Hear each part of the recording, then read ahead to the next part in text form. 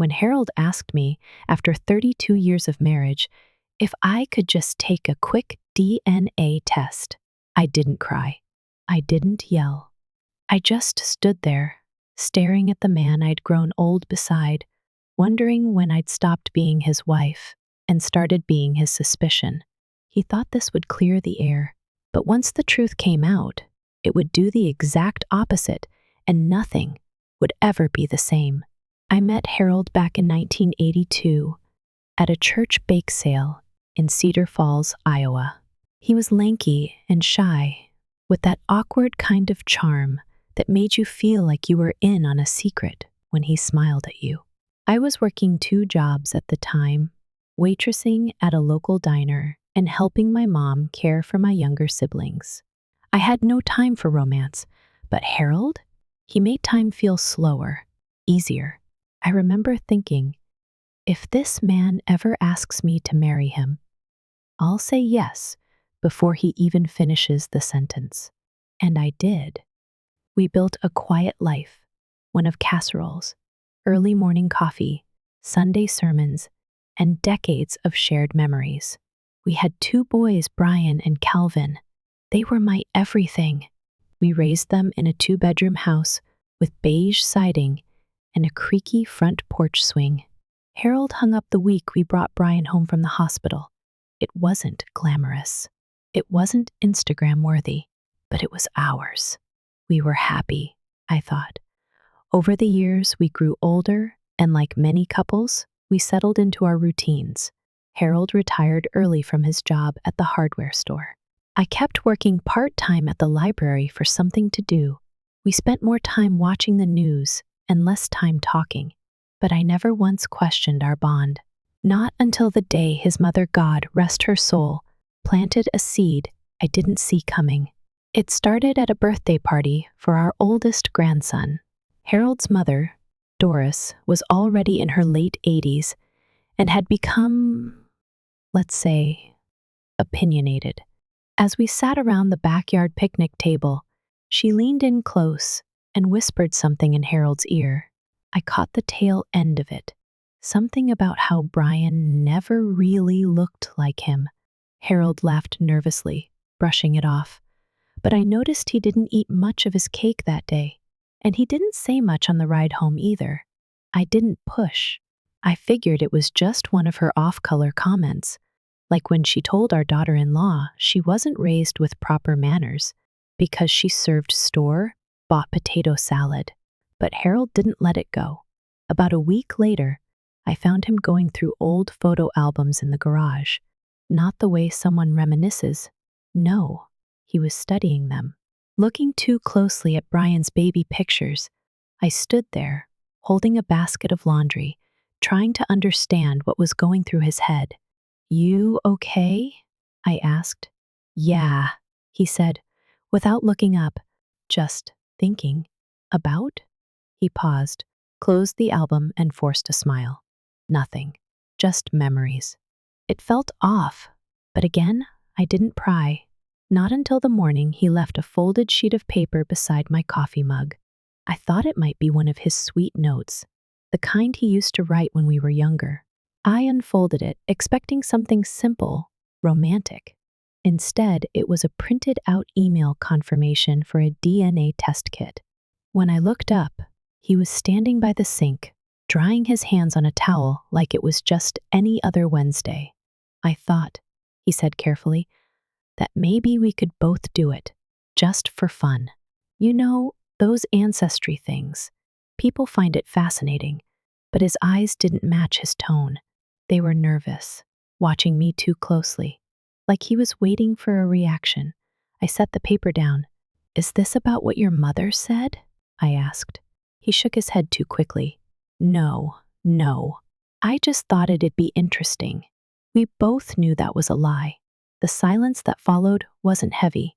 It was cold. Cold in a way I hadn't felt in our home before. I stood up, went to the sink beside him, and started washing the dishes without saying another word. He didn't push. He left the kitchen. But that moment stayed with me like a crack in a favorite plate, small, but impossible to ignore. Days passed. Then, Weeks. The test kit arrived in the mail. Harold didn't bring it up again. He left it on the mantel like a silent question. I didn't answer, but the distance between us grew. Little things changed. He stopped bringing me my morning coffee. I stopped folding his socks. We still slept in the same bed, but the space between us might as well have been the Mississippi River. And still, he said nothing. Until one night, during a rerun of Wheel of Fortune, he turned down the volume and said, "I think we should take the test." Just like that. Flat, direct, no emotion. I turned to him, stunned. "What are you really asking, Harold?" He looked down at his hands. I need to know." I stood up slowly. My legs felt like they belonged to someone else. "You need to know if Brian is yours?" I asked, unable to mask the crack in my voice. He nodded once. It was like the air had been sucked out of the room. I didn't scream. I didn't cry. I just stared at the man I'd spent 3 decades building a life with. This wasn't about science or ancestry or curiosity. This was about doubt, about mistrust. I left the room. For the next 2 days, we didn't speak, not a word. I couldn't look at him without remembering every sacrifice I had made for our family. Every night I stayed up with sick babies while he snored away. Every time I skipped buying something for myself to make sure the boys had what they needed. Every time I swallowed my own needs for the sake of peace. And now, after all of it, he wanted proof? Finally, I decided. If he needed an answer, I'd give him one. I went online and ordered a test. Not the fun family tree kind, a paternity one, the kind that would leave no room for interpretation. If Harold wanted to pull apart our family to chase ghosts, then I'd show him exactly what truth felt like. The test arrived in a nondescript brown box, small enough to be mistaken for a book order, but heavy with implications. I didn't say a word when I took it from the mailbox. I simply brought it inside, set it on the kitchen table, and waited. Harold walked in later that afternoon, still wearing the faded flannel shirt he wore when fixing the gutter's same one. I'd patched twice over the years. He paused when he saw the box, then looked at me. I didn't return the look. I kept peeling potatoes like nothing was different. "It came," I said flatly. "I see that." More silence. Only the soft scrape of my paring knife against the cutting board filled the room. "Do you want to do it now?" he asked after a moment. I rinsed the potato slices under cold water. "Sure. Let's get this over with." The whole process took less than 10 minutes. Swab the cheek, seal the sample, drop it in the prepaid envelope. Simple, cold, clinical. And then came the wait. The days crawled by, like molasses in winter. Harold tried to keep things normal, watering the lawn, reading the newspaper aloud like he used to, even making a half-hearted attempt at pancakes one morning. But we both knew the normalcy was fake, just a fragile illusion, stretched thin over the crack that had opened between us. At night, I lay awake in bed, listening to the soft buzz of the ceiling fan and wondering where it all went wrong. Not with the test. I knew what the results would say. There wasn't a shadow of a doubt in my heart. No, what kept me up was the realization that Harold had let someone else plant suspicion in a place where trust had once bloomed. And once that seed took root, nothing we had built felt sacred anymore. 2 weeks later, an email arrived in Harold's inbox. I didn't even know he'd been checking it so often until I heard his sharp inhale from the living room. "It's here," he called out. I didn't respond. Do you want to read it together?" I walked into the room slowly, my arms crossed over my chest. "You do what you need to do, Harold. I already know the truth." He sat at the computer, his hands trembling as he opened the message. I watched from across the room as his eyes scanned the results. It didn't take long. His shoulders slumped, and he turned toward me, shame written across his face. It says, "He's mine. Brian's mine." I didn't speak. He started, then stopped. I was wrong, Evelyn. I'm so sorry. I still didn't speak. He stood and took a step toward me. Please, I made a mistake. That word mistake rang in my ears like an insult. This wasn't just a mistake, I said quietly, my voice brittle. You didn't just misplace your keys. You questioned my integrity, my faithfulness. As a wife, as a mother, he looked like he wanted to shrink into the floor. I never really thought you. Don't lie, I interrupted, sharp now. You thought it. You believed it enough to order a test, enough to watch me every day, wondering if I had betrayed you. Tears welled up in his eyes. I let my mother get in my head. I know that's no excuse, but she said things and I guess part of me always felt like I didn't deserve you, that maybe I was never good enough for you, and one day I'd find out that I lied to you, slept around, that I gave birth to a child that wasn't yours and never told you. I was trembling now, more hurt than angry.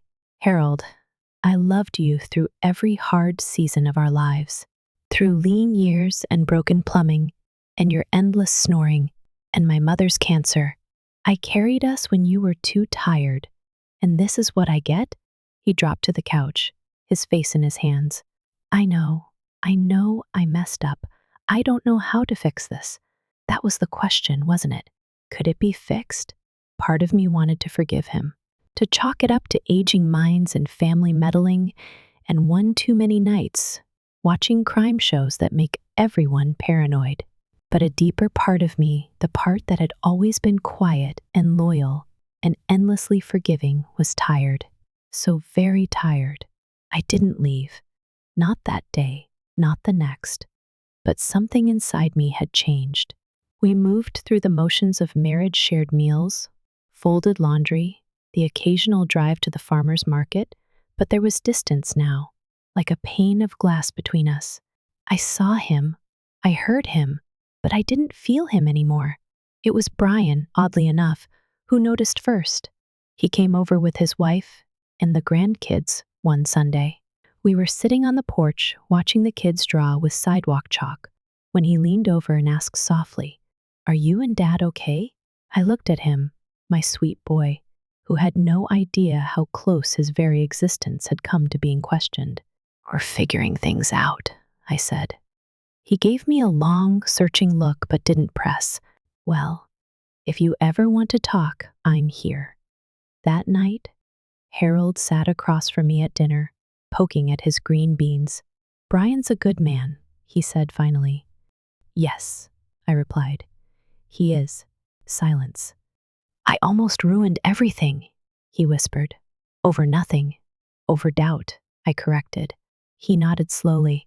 "I don't deserve your forgiveness."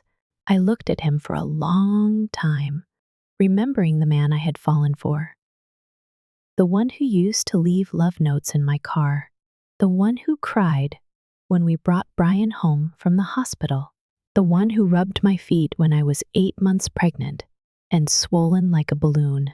"I don't know if I can give it to you," I said honestly, "but I'm willing to keep trying. For now." And that was where we left it, somewhere between healing and hurting. Spring came late that year, the cold holding on longer than usual. But even as the daffodils finally started to bloom and the breeze lost its bite, the air between Harold and me stayed chilly. We weren't fighting, not exactly, but we weren't quite whole either. Most days, we did what long married couples do. We filled the bird feeders, we checked the mail, we watched the 6 o'clock news in silence, only talking when the weather segment came on. Every now and then, Harold would reach for my hand across the armrest. Sometimes I let him, sometimes I didn't. One Saturday, I walked past the spare bedroom, Harold's new sleeping quarters, and paused. The door was half open, and he was inside, sitting at the desk I had once used for sewing. A small box sat in front of him. He didn't hear me come in, but I recognized what was in his hands, an old photo album. I watched as he slowly turned the pages. There we were, young, and stupid and in love. Me in bell-bottom jeans, him with that ridiculous mustache. Our first camping trip, the day we moved into this house. Brian's kindergarten graduation, all those moments layered in soft Kodak colors, frozen in time. When I finally stepped in, he looked up and smiled, sheepish. "Didn't hear you there. You're going through the good years," I said quietly. He nodded, trying to remember who we were. That sat heavy in the room, not accusatory, just honest. He closed the book gently and ran a hand over the cover. "We were happy, weren't we?" "We were." He looked up again, his eyes misty. "Do you think we can be again?" I didn't answer right away. Instead, I sat down beside him, pulled the photo album closer, and flipped to a photo of us dancing in the backyard barefoot, laughing, with the garden hose running wild behind us. Brian must have taken it. "I think," I said finally, "we have to stop trying to go back to what we were. We're not those people anymore. But maybe we can find something new, different, still good." He reached out, his hand hovering for a moment before gently covering mine. "I'd like that." And maybe that was the first real thaw. From there, we started small. He took over the Sunday breakfasts again, burned bacon and all. I invited him to join my weekly grocery run. We walked around the neighborhood more, slower than before, sometimes in silence, sometimes not. But the real test came the day Harold's mother called. I was folding laundry when I heard his voice rise from the living room. At first it was calm, then sharp. "No, Mother, you don't get to talk about Evelyn like that. Not anymore." I stopped folding. "She didn't manipulate me," he said, his voice firm. "She's the reason I have anything worth holding on to." Another pause. "No, don't call again unless you're ready to apologize." To her. I stood there in the hallway, socks in my hand, stunned. When he came into the room, he looked worn but lighter somehow. She wanted to know how we were doing, I gathered. I told her we're figuring it out, and that if she can't be kind to you, she's not welcome in our lives. I set the socks down and walked over to him. "Thank you." He nodded, then added softly, "It was long overdue." And just like that, one more wall came down. The following months were quiet, healing. We started going to church again, sitting side by side like we used to. Brian and his family came over more often. There was laughter again, even if it came in small bursts. The house felt like ours again, not just bricks and wood, but something lived in, warm, safe. Then one evening, as we sat out on the porch watching the sunset, Harold turned to me with a look I hadn't seen in a long time, hopeful, nervous. "I've been thinking," he began, "about that trip to the Grand Canyon we never took." I raised an eyebrow. "You mean the one we kept putting off for 30 years? He chuckled. "That's the one. Thought maybe. It's not too late." I looked out at the sky, painted in shades of peach and gold, and smiled. "Book the tickets." The trip wasn't fancy. We stayed in a modest cabin and took a million pictures. We hiked, slowly. We ate too much roadside pie. We held hands again. One night, as we stood at the edge of the canyon, the sky stretching out endlessly above us, Harold turned to me. "You know," he said, voice thick with emotion, "I really thought I'd lost you. You almost did." He nodded. "I'll never forget what I did. But I'll spend the rest of my life showing you I'm still the man you chose." And right then, with the stars beginning to blink into view, I realized something important. Forgiveness isn't about pretending the hurt didn't happen. It's about choosing to move forward, even with the scar. When we got back home, there was a letter waiting for us. From Harold's mother, a real one, handwritten. In it, she apologized. Not just in vague words, but with specific, painful honesty. She admitted she'd been wrong, that her suspicions had come from fear and bitterness, that she had treated me unfairly, that she hoped maybe one day we could sit at the same table again. I read it twice, then folded it.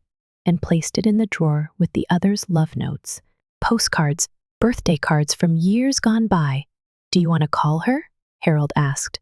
"Not yet," I replied, "but maybe someday." He didn't press. That's the thing about healing. It doesn't happen all at once. It takes time, grace, and a whole lot of patience. But when both people are willing to show up to admit their flaws, to fight for what matters well, there's something beautiful in that. Today, as I water the plants by the window and hear Harold humming in the kitchen, I'm reminded that marriage isn't a straight line. It's full of curves and potholes and unexpected detours. But if you keep walking together, even when it's hard, even when trust has been shaken, sometimes you find your way back to each other. And that, after everything, is more than enough. As we age, many of us come to understand that relationships, especially within family, are rarely black and white. This story reminds us that even in long marriages, trust can be tested in heartbreaking ways. But it also reveals something deeper. Healing doesn't come from pretending the pain didn't happen. It comes from choosing to face it with courage, honesty, and grace. For older adults, this may feel all too familiar. Perhaps you've been in Evelyn's shoes, blindsided by doubt, hurt by those closest to you. Or maybe, like Harold, you've let someone else's voice cloud your better judgment. Whatever the case, this story speaks to the power of time-tested love, the kind that isn't afraid to have hard conversations or walk through fire just to come out stronger on the other side. It's a powerful reminder. Love isn't proven in perfection. It's proven in what we do after the mistake is made. What would you have done in Evelyn's shoes? Could you forgive your spouse if they doubted your loyalty? Or would you walk away for good? If you agree with Evelyn's response, comment why. If you believe the mother-in-law was justified, comment N. We'd love to hear your thoughts.